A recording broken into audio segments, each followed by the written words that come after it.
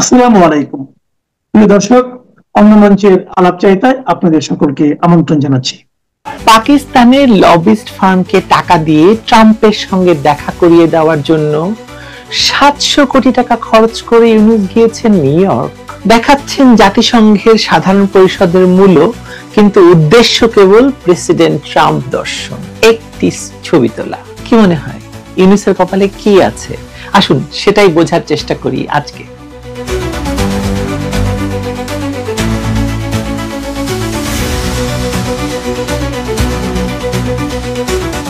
ইউনূস মহাজন তার রাজনৈতিক বডিগার্ডদের নিয়ে নিউ ইয়র্কে পৌঁছেছেন। তার পৌঁছার আগেই নিউ ইয়র্কে শোডাউন করেছে আওয়ামী লীগ, যথারীতি সরকারের ঢাল হিসাবে। নিউ ইয়র্কেও বিএনপির নেতাকর্মীরা দাঁড়ালেও জামায়াত কিন্তু রাস্তায় নামেনি, এনসিপির কেউ নামেনি, মানে অন্তত কোনো ব্যানার নিয়ে দাঁড়িয়েছে বলে প্রমাণ পাওয়া যায়নি। এয়ারপোর্টে ইউনূসের জন্য ডিম নিয়ে আওয়ামী লীগ গিয়েছে বলে বিএনপি নেতা রিজভী বলেছেন। আমি জানি না আওয়ামী লীগ তাকে তথ্য দিয়েছে কিনা। যাই হোক, এখন পর্যন্ত বড় কোনো দুর্ঘটনা ঘটেনি, কিন্তু ইউনূস আরো ৭ দিন থাকবেন নিউ ইয়র্কে। এর মধ্যে কি হয় সেটি এখনো বলা যাচ্ছে না। তবে ডক্টর ইউনূস এবং তার সফর সঙ্গীরা যে আওয়ামী লীগের ভয়েই কুপকাত হয়েছেন তার প্রমাণ পাওয়া যায়। ডক্টর ইউনূস কবে দেশ ছাড়বেন, ২১ না ২২ সেপ্টেম্বর, এ নিয়ে ইচ্ছাকৃত ধোঁয়াশা তৈরি হয়েছিল। উদ্দেশ্য ছিল নিউ ইয়র্কে তার আগমনের সময় নির্ধারিত বিক্ষোভকারীদের বিভ্রান্ত করা, কিন্তু শেষ পর্যন্ত ২১ সেপ্টেম্বর যুক্তরাষ্ট্রের উদ্দেশ্য তিনি রওনা দেন এবং ২২ তারিখে গিয়ে পৌঁছান, মানে যুক্তরাষ্ট্রের ২১ তারিখেই আসলে পৌঁছান। নিউ ইয়র্কে প্রবাসী বাংলাদেশিরা ইউনূস বিরোধী বিক্ষোভের প্রস্তুতি নিয়ে রেখেছেন বহুদিন ধরেই। কেউ কেউ একে তুলনা করছেন উৎসবের সাথে। লন্ডনে বিরাট এবং বিশাল আয়োজন করে একদিকে আওয়ামী লীগ যেমন ট্রাফালগার স্কয়ার, পার্লামেন্ট স্কোয়ারে সমাবেশ করেছে এবং মাস্টার মাইন্ড উপদেষ্টা মাহফুজ আলমকে ডিম থেরাপি দিয়েছে, তেমনি নিউ ইয়র্কে সেরকম বা তার চেয়েও বড় ভয়ঙ্কর কিছু ঘটানো হতে পারে বলে সামাজিক যোগাযোগ মাধ্যমে এই মধ্যে জোর গুজব ছড়িয়ে দেওয়া হয়েছে। সামাজিক মাধ্যমে মজার ছলে বলা হচ্ছে যে প্রতিবাদের জন্য ডিম কিনতে গিয়ে শহরের দোকানগুলোতে নাকি ডিমের সংকট তৈরি হয়েছে। অন্যদিকে মার্কিন কর্তৃপক্ষ তার সফর সঙ্গীদের তালিকা নিয়ে বাড়তি সতর্কতা নিচ্ছে বলে আমাদের কয়েকজন নিউ ইয়র্কে থাকেন যারা, তারা জানিয়েছেন। তবে এর আগের একটি ভিডিওতে বলেছিলাম যে মার্কিন ডিপ স্টেটের সঙ্গে ইউনূসের সঙ্গে থাকা রাজনৈতিক নেতৃত্বকে নিয়ে বৈঠক হবে এবং সেজন্য লবিস্ট ফার্মকেও ভাড়া করা হয়েছে। সে কথা এখন জোরে সোরে শোনা যাচ্ছে। আরো কি কি শোনা যাচ্ছে সেগুলো জানার চেষ্টা করা যাক, চলুন। এই সফরের সবচাইতে আলোচিত দিক হলো সফর সঙ্গীদের তালিকা।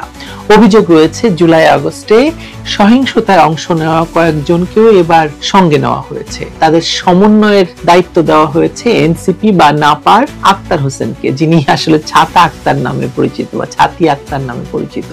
এই উদ্দেশ্যে নাকি তাকে ৩০ কোটি টাকা বরাদ্দ দেওয়া হয়েছে। যারা সমালোচনা করতে চান তারা বলছেন এতে সফরের নিরাপত্তা জনিত ঝুঁকি আরো বেড়েছে।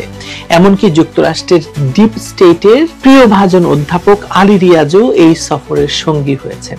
কে নেই বলুন এই সফরে? তবে এই সফরকে ঘিরে খোদ ইউনূসের শিবিরের ভিতরে বিভাজন দেখা দিয়েছে ইতিমধ্যে। বৈষম্য বিরোধী ছাত্র আন্দোলনের অনেক নেতা সফরে আমন্ত্রণ পেলেও সরে দাঁড়িয়েছেন। বিএনপির ভেতর থেকেও শোনা যাচ্ছে ব্যঙ্গ, মির্জা ফখরুল নাকি এই সফরে যাচ্ছেন বডিগার্ড হিসেবে। আর গণ অধিকার পরিষদ তো আসলে বেশ রেগেই গেছে এই সফরে তাদেরকে না সংযুক্ত করায়। তবে আসুন ডক্টর ইউনূস এই সফরের বাজেটের দিকে একটু চোখ বুলাই। শুধুমাত্র সফর সঙ্গীদের খরচ বাবদেই ১০০ কোটি টাকা খরচ হচ্ছে বলে জানা গেছে, আর বাদ বাকি খরচ হবে ট্রাম্পের সঙ্গে দেখা সাক্ষাৎ করানোর জন্য নিয়োগকৃত লবিস্ট ফার্মের পেছনে। সে কথায় আসছি পরে। তবে এই সফরের বাজেট নিয়ে যে সমালোচনার সুযোগ আছে সেটা আপনারা নিশ্চয়ই স্বীকার করবেন, কারণ বাংলাদেশে ইউনূস মহাজনের অর্থ উপদেষ্টা বলছেন যে সামাজিক খাতে কোনো অর্থ খরচ করতে পারছেন না তিনি, কারণ টাকা নেই, রাজস্ব আদায় হয়নি কিছুই, ফলে এখন সরকারি কর্মকর্তা কর্মচারীদের বেতন দিতেও নাকি অসুবিধা হবে। ওদিকে যা জানা যাচ্ছে তা হলো ডক্টর ইউনূস এবং তার সফর সঙ্গীদের খরচ আর লবিস্ট ফার্মের বিল সব মিলিয়ে পুরো সফরের জন্য বরাদ্দ রাখা হয়েছে প্রায় ৭০০ কোটি টাকা। ৭০০ কোটি টাকা? আচ্ছা ধরে নিচ্ছি এটা এক্সাজারেশন বা বাড়িয়ে বলা হচ্ছে, যদি ধরেন 300 কোটি টাকাও হয়, 400 কোটি টাকাও হয়, এমনকি 500 কোটি টাকা হতেই পারে, যা বাংলাদেশের ইতিহাসে কোন রাষ্ট্রপ্রধানের বিদেশ সফরে এর আগে কখনো দেখা যায়নি। বাংলাদেশের অর্থনীতি যখন ভয়ঙ্কর চাপের মুখে, বাজারে আগুন, মানুষের চাকরি নেই, তখন এমন বিপুল ব্যয়ে জাতিসংঘের সাধারণ পরিষদে উপস্থিত হওয়ার নাম করে রাজনৈতিক নেতৃবৃন্দদের সঙ্গে নিয়ে গিয়ে লবিস্ট ফার্ম নিয়োগ করে প্রেসিডেন্ট ট্রাম্পের সঙ্গে একটি ছবি তোলা যখন মূল উদ্দেশ্য, তখন সেটা কি আপনার মনে কোনো প্রশ্ন তৈরি করে না? জিজ্ঞেস করুন তো আপনার মনকে, প্রশ্ন তৈরি করে হয় কিনা? সবচেয়ে বড় অঙ্কের টাকা ব্যয় হবে লবিস্ট ফার্মে। অভিযোগ উঠেছে পাকিস্তানের উপ প্রধানমন্ত্রী বা এখনকার পররাষ্ট্রমন্ত্রী ইসহাক দারের এক আত্মীয়ের মাধ্যমে ইউনূস যুক্তরাষ্ট্রের প্রেসিডেন্ট ডোনাল্ড ট্রাম্পের সঙ্গে বৈঠক করবেন, অন্তত একটি সেলফি নিশ্চিত করতে চাইছেন তিনি, কারণ শেখ হাসিনা তুলেছিলেন না। এছাড়া ফিনল্যান্ড এবং পাকিস্তানের মতো কয়েকটি দেশের নেতাদের সাথেও সাইডলাইন মিটিং এর আয়োজন করা হয়েছে। সমালোচনার দৃষ্টিতে যদি চিন্তা করেন, এই কৌশলকে ব্যঙ্গ করে আপনি বলতেই পারেন সেলফি কূটনীতি। আমেরিকার ভেতরেই ইউনূস নিয়ে মতভেদ রয়েছে, আপনারা জানেন। বিশেষ করে তার সঙ্গে হিলারির সম্পর্ক অত্যন্ত গভীর ছিল এবং আমেরিকার আগের সরকার বাইডেন সরকারের সঙ্গে তার স্বভাবতই ভালো সম্পর্ক ছিল। ট্রাম্প সেটি মেনে নিতে পারেন না এবং ট্রাম্প এই ডক্টর ইউনূস সম্পর্কে স্পষ্টই সমালোচনা করে থাকেন প্রকাশ্যে।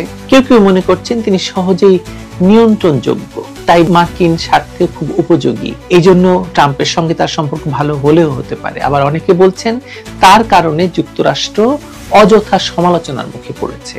এর সঙ্গে যুক্ত হয়েছে জাতিসংঘের সাধারণ পরিষদের বাস্তবতা, যেখানে পুতিন, শি জিনপিং বা নরেন্দ্র মোদীর মতো বড় নেতারা এবার যোগ দিচ্ছেন না। ফলে প্রশ্ন উঠেছে, এমন পরিস্থিতিতে ইউনূসের অতিরিক্ত প্রচারাভিযান কতটা যৌক্তিক? আপনাদের নিশ্চয়ই জানা আছে যে স্বরাষ্ট্র সচিব নাসিমুল গনি 9 দিনের পাকিস্তান সফরে আছেন বা শেষ করছেন। শোনা যাচ্ছে যে সেখানে তিনি মূলত হিজবুত তাহরিরের সঙ্গে বৈঠক করেছেন। বাংলাদেশে হিজবুত তাহরিরের সঙ্গে তার যোগ সাজস থাকার অপরাধে আওয়ামী আমলে তাকে বাধ্যতামূলক অবসরে পাঠানো হয়েছিল। সেখান থেকে ফিরিয়ে এনে তাকেই আবার স্বরাষ্ট্র সচিব করা হয়েছে। আর তিনি কেন 9 দিনের সফরে পাকিস্তান গিয়েছেন সে প্রশ্ন তো এখন দেশে বিদেশে সর্বত্র আলোচিত একটি বিষয়। পাকিস্তানের সঙ্গে মার্কিন যুক্তরাষ্ট্রের ট্রাম্প প্রশাসনের এখন বেশ দহরম মহরম। এমত অবস্থায় পাকিস্তানকে দিয়ে নাসিমুল গনি যুক্তরাষ্ট্রের ট্রাম্প প্রশাসনের সঙ্গে কি কি ব্যবস্থা করাতে পারলেন, তার পরিচয় বা তার সে সম্পর্কে আমরা 2 দিনের মধ্যেই জেনে যাব। এমনকি এই সফরেই নাকি নাসিমুল গনি পাকিস্তানি লবিস্ট ফার্মের জন্য বরাদ্দকৃত যে অর্থ সেটি সঙ্গে নিয়ে গিয়েছিলেন বলে জানা গেছে। বাইডেন প্রশাসনের সঙ্গে ইউনূসের সম্পর্ক এবং তার সূত্র ছিল হিলারি ক্লিন্টন, যে কথা আমি আগে বললাম। এখন হিলারি ক্লিন্টনের নিজের অবস্থাই খারাপ, তার বিরুদ্ধে নানা রকম অভিযোগ, নানা রকম টুটিনি চলছে। এমন অবস্থায় তার কাছে সাহায্য সহযোগিতা চাইবেন না ইউনূস মহাজন, সেটা তো বলাই বাহুল্য। ট্রাম্পের সঙ্গে দেখা করতে মরিয়া ইউনূস একটি ছবি হলেও অন্তত তুলতে চাইবেন ট্রাম্পের সঙ্গে, সেটি নিশ্চিত করতেই পাকিস্তানের পায়ে ধরে অনুরোধ চালাচালি চলছে। যদিও এরই মধ্যে ইউনূসের ঘনিষ্ঠ মহল থেকে মার্কিন প্রবাসীদের মাধ্যমে ভুয়া তথ্য প্রচারের অভিযোগ উঠেছে, যেখানে গোয়ে বলছেন নাতি প্রসঙ্গ পর্যন্ত টানা হয়েছে। 21শে সেপ্টেম্বর শুরু হওয়া এই সফর কেবল একটি জাতিসংঘ সফর নয়, এটি হয়ে উঠেছে ক্ষমতার কূটকৌশল, ব্যয়বহুল লবিং আর তীব্র বিতর্কের মিশ্রণ। প্রবাসীদের বিক্ষোভ, সফর সঙ্গীদের বিতর্ক আর ট্রাম্প ফ্যাক্টর সব মিলিয়ে এই সফর নিঃসন্দেহে বাংলাদেশের ইতিহাসে সবচেয়ে ব্যয়বহুল এবং সবচেয়ে বিতর্কিত সফর হতে যাচ্ছে, তাতে কোনো সন্দেহ নেই।